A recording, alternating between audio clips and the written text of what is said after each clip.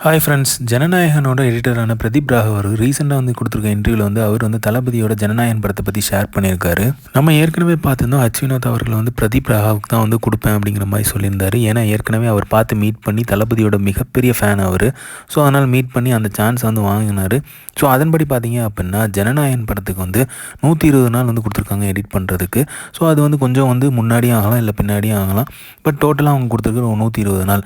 அந்த 120 நாளில் வந்து முக்கியமாக பார்த்தீங்க அப்படின்னா சாங்ஸுக்கும் ஃபைட்டுக்கும் தான் வந்து ரொம்ப டைம் ஆகும் போல் எடிட் பண்ணுறதுக்கு. முக்கியமாக பார்த்தீங்க அப்படின்னா ஃபைட்டை எடிட் பண்ணுறதுக்கு ரொம்ப டைம் ஆகும் அப்படிங்கிற மாதிரி சொல்லியிருக்காரு. நீங்கள் ஃபுல் படத்தையும் எடிட் பண்ணணும் அப்படின்னா அப்போ உங்களுக்கு ஜனநாயகன் படத்தோட ஸ்டோரி தெரியுமா, அந்த ஸ்டோரியை வந்து உங்கள்கிட்ட வந்து சொன்னாரா டேரக்டர் வினோத் அவர்கள் அப்படிங்கிற மாதிரி கேட்டிருக்காங்க. அதுக்கு வந்து அவர் சொல்லியிருக்காரு, வினோத் அவர்கள் வந்து ஃபுல் ஸ்டோரியும் சொல்ல, பட் ஆனால் அவர் ரைட்டப் வச்சுருப்பார் இல்லையா, அதை வந்து கொடுத்துருக்காரு கையில். ஸோ அப்போ கொடுக்கும்போது பார்த்தீங்கன்னா ஃபுல்லாகவே அந்த ரைட்டப் வந்து தமிழில் இருந்திருக்கு. ஸோ தமிழில் இருந்ததை பார்த்தா நான் கொஞ்சம் தமிழ் ஸ்லோவாக தான் படிப்பேன், இங்கிலீஷில் இருக்குமா அப்படிங்கிற மாதிரி கேட்டிருக்காங்க. பட் ஆனால் வந்து வினோத் அவர்கள் சொல்லியிருக்காரு, இல்லை தமிழில் தான் இருக்குது, நீங்கள் டைம் எடுத்துக்கோங்க அப்படிங்கிற மாதிரி சொல்லியிருக்காரு. ஸோ கிட்டத்தட்ட 6 to 7 hours வந்து படிச்சிருக்காரு. அந்த படிக்கும்போதே பார்த்தீங்கன்னா அவர் திங்க் பண்ணியிருக்காரு, எப்படி தளபதி விஜய் வந்து இதை பண்ணுவார், எந்த மாதிரியான ஸ்டைலில் பண்ணுவார் அப்படிங்கிற மாதிரி திங்க் பண்ணி தான் நான் வந்து படித்தேன். ஏன்னா வந்து அவர் தளபதி விஜயோட ஃபேன்னால கண்டிப்பாக அந்த தாட் வந்து ஆட்டோமேட்டிக்காகவே வந்துடும். தளபதி படம் தான் பண்ண போகிறீங்கன்னு முடிவாயிருச்சு. ஸோ தளபதியை மீட் பண்ணிங்களா அப்படிங்கிற மாதிரி கேட்டிருக்காங்க. அதுக்கு வந்து அவர் சொல்லியிருக்காரு, ஆமாம் தளபதியை நான் மீட் பண்ணேன், 4 தடவை மீட் பண்ணேன். கண்டிப்பாக சொல்லணுன்னா ஃபஸ்ட்டு தடவை மீட் பண்ணும்போது அவர் கூட ஒரு ஃபோட்டோ எடுத்துக்கிட்டேன். ஸோ ஏன்னா தளபதியோட ரசிகர்னால கண்டிப்பாக ஒரு ஃபோட்டோ வேணும். தளபதி படங்கள் பார்த்து தான் நான் வந்து சினிமா துறையை சூஸ் பண்ணேன். ஸோ அதனால தான் தளபதியோட கண்டிப்பாக ஒரு படம் பண்ணியே ஆகணும் அப்படிங்கிற ஒரு விஷயம் வந்து எனக்கு இருந்துக்கிட்டே இருந்துச்சு. ஸோ கோட் படத்துலேயும் எனக்கு அந்த ஒரு சான்ஸ் கிடச்சிது. ஏன்னா ப்ரொடியூசர் அவர்கள் வந்து நீ தான் பண்ண போகிற அப்படிங்கிற மாதிரி சொல்லியிருந்தாங்க.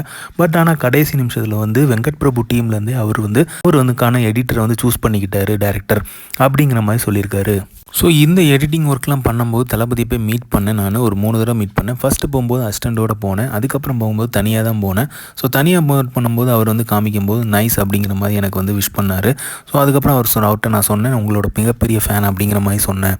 அதையும் நான் கன்வே பண்ணேன். அதுக்கப்புறம் உங்கள் கூட ஒரு ஃபோட்டோ வந்து பூஜையில் எடுத்தேன், அதான் அதை அவங்க கொடுக்கல, இப்போ ஒரு ஃபோட்டோ எடுத்துக்கலாமா அப்படிங்கிற மாதிரி கேட்டுக்கிட்டாரு.